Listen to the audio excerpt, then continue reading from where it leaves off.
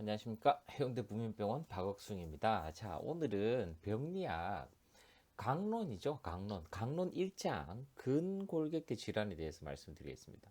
뼈, 그리고 관절, 근육 세 가지 파트로 나눠서 기본적인 해부학적인 그런 개요에 대해서 얘기하고, 그 다음에 질환들, 그 다음에 실제 오다가 어떻게 이루어지는지에 대해서 말씀드리도록 할게요.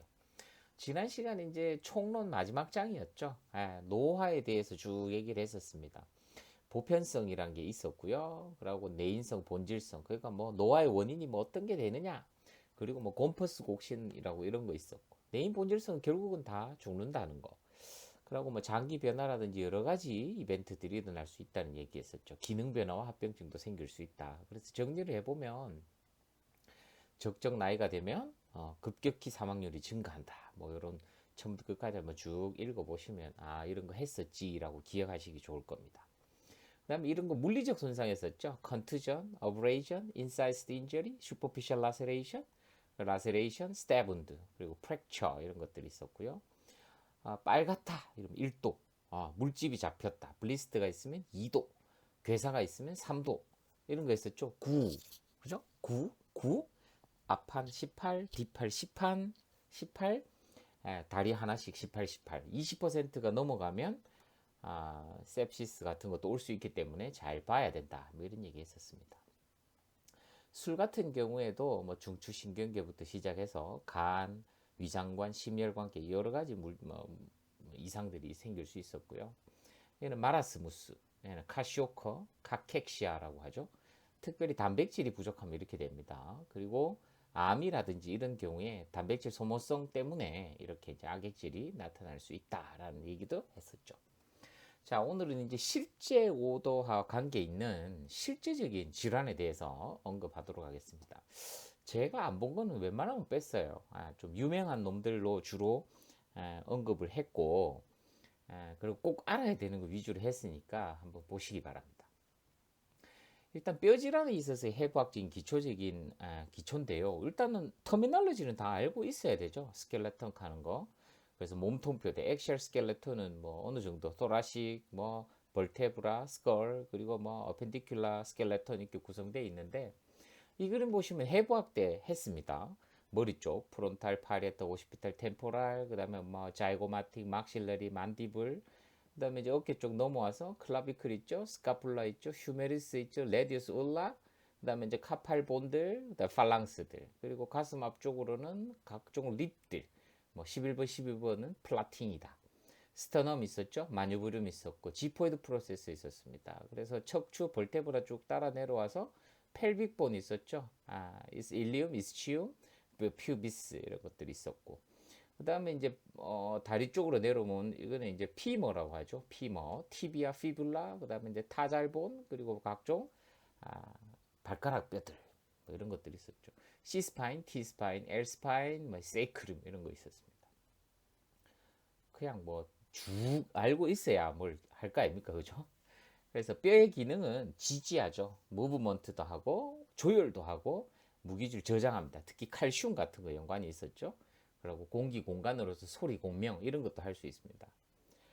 그래서 간략하게 이제 호르몬과 비타민 작용 적어놨는데요. 성장 호르몬 작용에 의해서 뼈 끝단에서 성장판이라고 하죠. 거기서 자란다. 그리고 이제 갑상선 호르몬도 관련이 있죠. 갑상선 호르몬은 칼시토닌 하는 거. 칼슘이 높을 때 칼시토닌이 나와서 뼈에다가 막 칼슘을 집어넣는다 이런 얘기. 부갑상선 호르몬은 칼슘 수치가 혈중에 떨어졌을 때 뼈나 뼈에서 혈중으로 갖다 넣는다든지 아니면 소장이나 신장, 콩팥에서 칼슘 섭취를 많이 한다든지 하는 그런 역할을 한댔죠.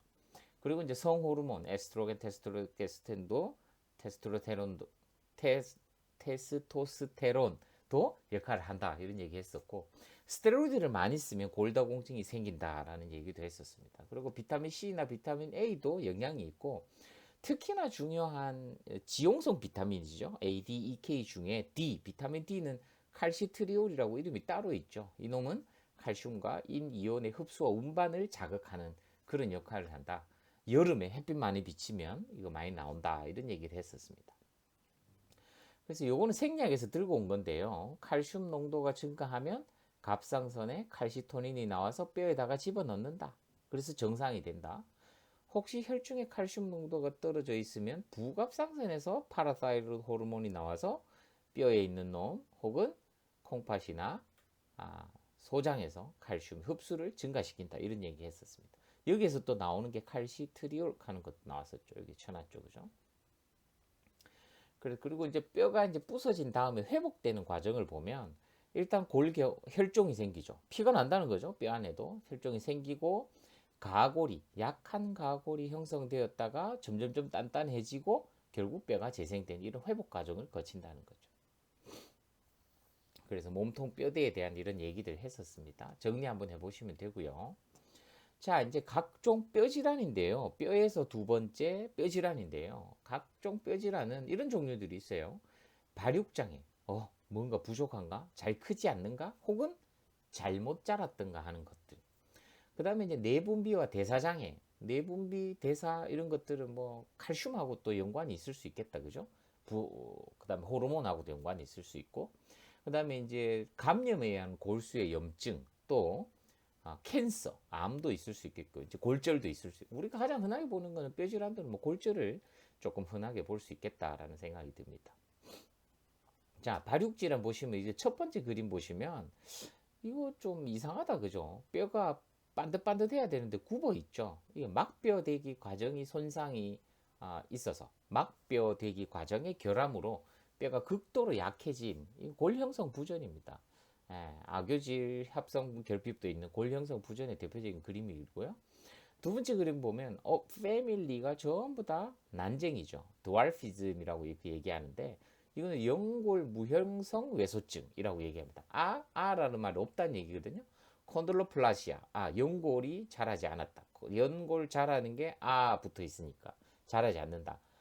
콘드로플라스틱 드왈피즘 난장이죠, 그죠?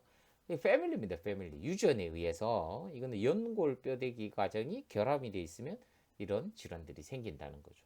이 사람들 지능이랑 수명은 정상입니다. 그냥 단지 뭐 생긴 모양이 이렇다는 거지. 생긴 모양이란다. 사람이니까 형태가 이렇다는 거지. 지능이나 수명은 정상이에요. 자, 그 다음에 구루병이라고 리케츠라고 하는 게 있습니다. 이게 이제 오다리라고 하죠. 이거를 이제 보잉 러림 롱본이라고 이렇게 구분 다리인데 이게 왜 생기느냐? 옆에 보시면 바이타민 D가 결핍된다. 비타민 D가 결핍되면 콩팥이나 소장에서 칼슘하고 인의 흡수가 떨어지겠죠, 그죠? 그래서 햇빛에 노출되지 않는 경우 또 아예 비타민 D를 섭취하지 않는 경우 이런 경우에 석회화가 되지 않고 지나치게 유연한 뼈가 되기 때문에 이런 구루병이 생긴다는 거죠. 그래서 뭐 중고등학교 때 보면은 뭐 사람 등 모양으로 이렇게 바이타민 D 부족하면 구루병 생긴다, 굽는다 이런 얘기를 했던 기억이 나는 것 같아요. 자, 그 다음에 내분비 대사장애 중에서는 이거 정상적인 뼈의 밀도가 이런데 골다공증이 있으면 구멍이 뽀끔뽀끔 뚫려 있잖아요, 그죠? 그래서 표준 편차, 영어로는 스탠다드 데비에이션이라고 합니다. 그래서 최소 2.5 스탠다드 데비에이션 밑에, 그러니까 이렇게 정상 분포 곡선이 있으면 제일 끄트머리 마이너스 2.5 스탠다드 데비에이션 아래에 있으면 이거를 골다공증이라고 진단할 수 있다. 무슨 검사에서? 뼈 질량 측정, 본 메로우 덴시티를 보는 BMD에서 그렇다는 겁니다. 그래서 여기 보시면 이게 이제 척추에다가 했는데 이 사람 거는 빨간 점이 여기 와 있죠. 점이 빨간 부위에 있고 이 검사 결과를 보니까 이게 T스코어가 마이너스 2.8이다. 아까 마이너스 2.5 스탠다드 데비에이션 아래면 오스테오포로시스라고 진단할 수가 있다고 했죠. 여기에다가 프랙처, 골절까지 있으면 이거는 고도골다공증이라고 또 얘기를 따로 합니다. 그래서 마이너스 2.5 이하가 되면 골다공증이라고 하는구나. 골밀도 검사에서 그렇습니다. 그 다음에 이제 염증이죠. 염증 같은 경우에는 크게 두 개가 있는데요. 골수염 하는 거, 오스테오마일로라이티스. 이거는 감염에 의해서입니다. 화농균이나 뭐 미코박테리움, 골결핵 뭐 이렇게 불리기도 하죠. 그래서 감염에 의해서 골수염이 생길 수 있다. 굉장히 제가 알기로 치료가 오래 걸린다라고 알고 있습니다. 또 하나는 이제 골절과 스테로이드 작용 이런 것들에 의해서 인팍션은 혈류량이 부족하다든지 해서 뼈의 속질이 괴사가 일어나는 걸 이제 경색이라고 하는 거죠. 그래서 이런 염증성 질환들도 있다는 거죠. 그 다음에 캔서입니다. 캔서는 이제 악성만 살짝 보면 오스테오살코마라고 얘기를 하는데, 일단 오스테오살코마는 20살 이하의 나이에 좀 젊죠. 젊은 나이에 종양 억제 유전자의 돌연변이로 발생할 수 있고, 이게 좀 안타까운 게 5년 생존율이 20% 이하로 예후가 좀 불량하다는 겁니다. 이제 오스테오살코마는 수술하고 뭘 해도 예후가 많이 불량하다, 이렇게 알고 계시면 되고, 뼈에 생기는 거 말고 이게 이제 그 오스테오살코마 유관적 소견이랑 병리학적 소견인데 한번 보시면 되고요. 그거 말고 살코마 악성이긴 한데 콘드로살코마라고 연골에 생기는 육종, 이거는 40대 이상의 성인에서 오지만 그래도 예후가 오스테오살코마보다는 좀 좋은 편이다. 그래서 요거는 연골 안에만 살코마가 딱 싸고 있는 그런 걸 보여주는 겁니다. 그리고 이제 여러 가지 이제 뼈 질환에서 골절들이 있는데요. 콜리스, 그다음에 서브클라비안, 클라비클이라고 하거든요. 서브클라비안이라고 한다. 클라비클 프랙처, 그다음에 이제 피머 프랙처 얘기하는 거고, 립 프랙처 얘기를 합니다. 많이 보는 것들만 올려놓은 거거든요. 그래서 근데 이제 골절의 종류는 이거는 이름이 그렇다는 거고, 위치에 따라서 골절 종류는 또 여기 다 적어놨어요. 한번 보시면 피부가 온전하게 뼈만 똑 부러진 거를 심플이라고 하고, 피부까지 뚫려 있다, 피부까지 찢어져 있다, 이렇게 되면 이거를 컴파운드 프랙처라고 합니다. 복합 골절이라고 하거든요. 그러고 뼈가 조각 난 거를 커뮤니티드, 예, 이 철자가 좀 다시 한번 확인해 봐야 되겠는데요. 분쇄골절이라고 얘기를 하고요. 그다음에 디스플레이스라고 하면 뼈가 부러져 갖고 다른 데 가 있다는 거죠. 좀 거리가 떨어져 있다는 겁니다. 이걸 전이골절. 그다음에 이제 같은 부하를 계속 줘서 골절되는 것을 스트레스 골절이라고 이렇게 얘기를 하고요. 그다음에 이제 암이 있는데 척추로 전이가 돼서 골절이 생겼다, 이런 것들은 이제 pathologic fracture라고 얘기를 많이 합니다. 그래서 골절의 종류가 이런 것들이 있는 거고, 이제 위치에 따른 골절 하나씩 볼 건데요. 손목 골절이에요. 콜리스 골절. 보통 병원에서는 골다공증이 있는 아주머님들이 집에서 미끄러 넘어지면 엉덩이를 콱 찌으면서 손을 탁 짚는단 말이에요. 짚으면 손목이 탁 부러집니다. 그리고 엄지손가락이 레디우스잖아요. 레디우스, 그러니까 디스탈 레디우스 프랙처, 이렇게 생각하시면 돼요. 그러니까 디스탈 레디우스의 골절을 우리가 일반적으로 콜리스 골절이라고 한다. 그래서 골다공증이 앓고 있는 나이든 여성, 그래서 일단은 스플린트 대놓고 석고 고정을 하는데 이렇게 수술을 필요할 수가 있죠. CT나 여러 가지 찍어서 깨진 정도가 심하고 이러면 수술을 해야 됩니다. 그죠? 그 다음에 이거는 클라비클 카노놈이 부러져 있는 모습을 보여주는 겁니다. 클라비클 프랙처가 있을 때는 아주 많지는 않지만 이 클라비클 바로 밑에 서브클라비안 아트리, 서브클라비안 베인이라는 큰 혈관들이 지나가기 때문에 이게 부러지면서 그걸 찌를 수 있어요. 그러니까 그 혈관이 터지게 되면 사실은 이 흉곽 안으로 피나 이런 것들이 찰 수가 있다. 그래서 엑스레이를 꼭 찍어서 가슴에 CP 앵글이라고 합니다. 코스토 플라닉 앵글. 엑스레이 보면 이렇게 탁 끄트머리에서 이렇게 허파가 모양이 뾰족하게 보이는 그 부분이 블란팅이 있는지 봐야 된다. 뭐 이런 내용들이죠. 클라비클 프랙처는 수술합니다. 어깨 이렇게 가동하고 하는데 굉장히 중요하기 때문에 이거는 부러지면 웬만하면 수술을 하더라고요.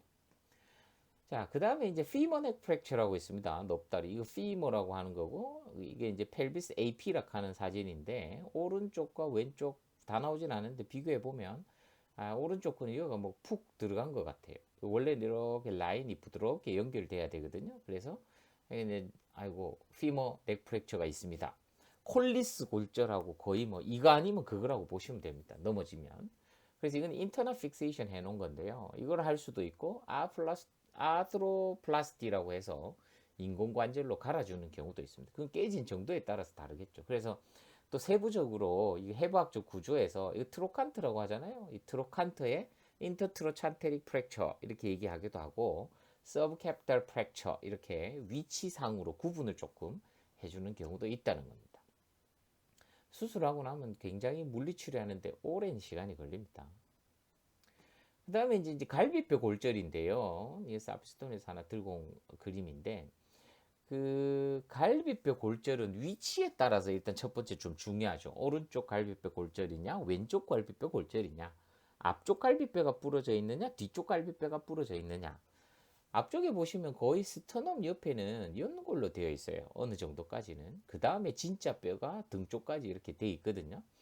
그리고 이제 오른쪽 같은 경우에는 갈비뼈 골절과 함께 리버, 간이 있죠. 간 손상이 올 수 있고, 왼쪽 갈비뼈 골절 같은 경우에는 갈비뼈 뒤쪽으로 스플린, 비장이라는 장기가 있기 때문에 오른쪽 갈비뼈 부러져 있으면 간 손상에 따른 복부 출혈, 왼쪽 갈비뼈 골절이 있으면 스플린 럽처에 의한 복부 통증, 이런 거 한번 생각해 봐야 됩니다. 그래서 배를 꼭 한번 만져볼 필요가 있다는 거죠. 그리고 갈비뼈가 부러지면 이게 이제 푹 들어가면서 갈비뼈가 깨져갖고 제자리에 오는 거거든요. 그러니까 갈비뼈가 깨지면서 안쪽에 있는 폐를 뚫을 수가 있다는 거죠. 그래서 뚫고 나왔다면 혈흉이든 기흉이든 엑스레이나 CT에서 확인할 수 있다.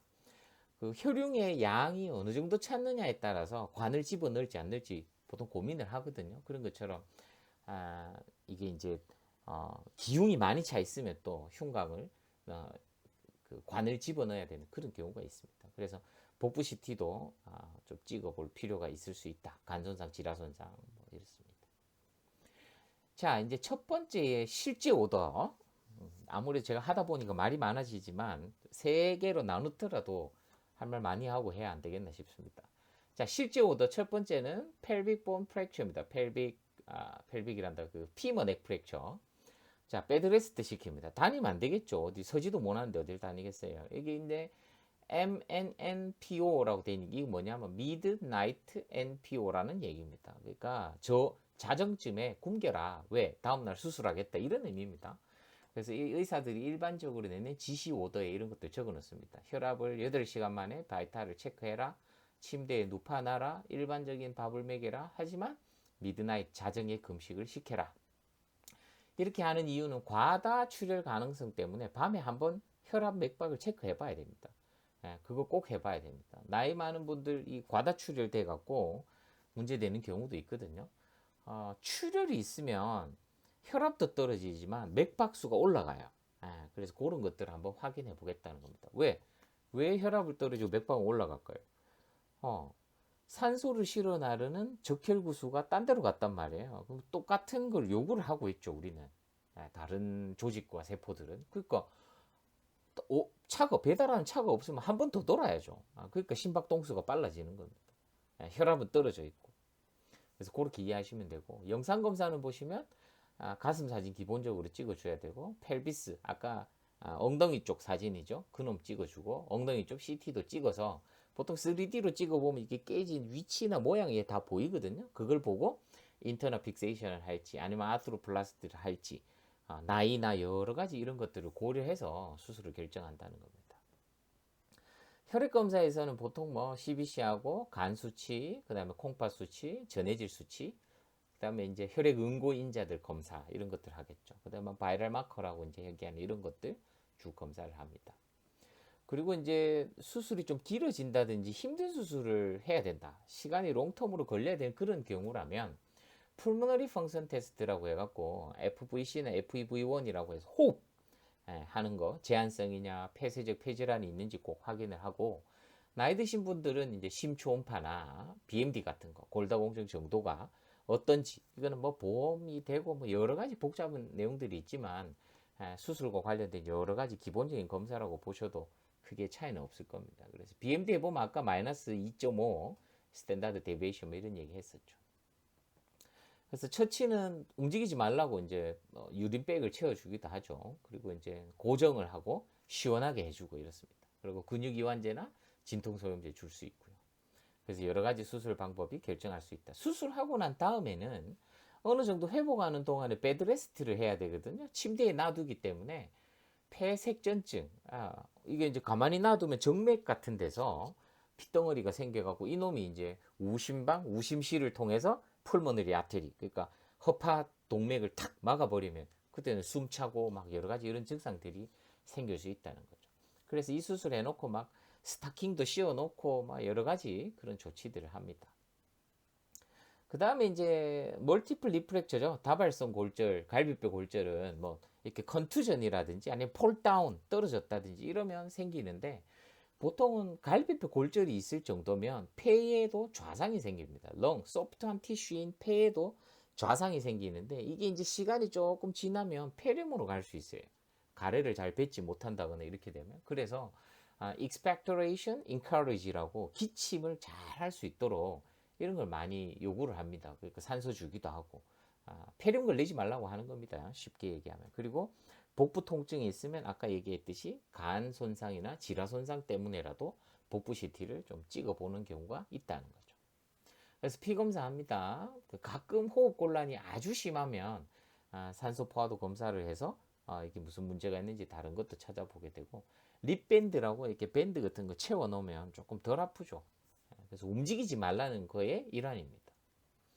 그래서 여기 보시면 클로즈 토라크 스톰이라고 흉관을 삽입해야 되는 경우가 있는데 뭐 프렌치 수는 두께는 뭐 얇은 것부터 두꺼운 것까지 많이 있겠죠. 그래서 흉곽 삽입술 기흉이나 혈육의 양을 보고 결정을 합니다.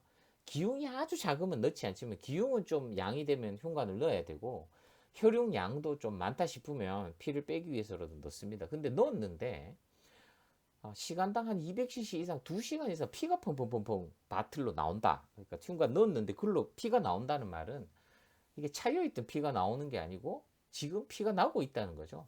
해부학적 구조로 보면 갈비뼈 밑에 동맥, 정맥, 신경이 이렇게 지나갑니다. 갈비뼈가 이렇게 있으면 밑에 지나가는데 이놈이 꺾이면서 이 동맥이 터져 있다거나 하면 흉곽에 계속적으로 피가 찰 수 있겠죠. 그런 경우라면 이거는 뭐 응급 수술을 해야 되는 거죠.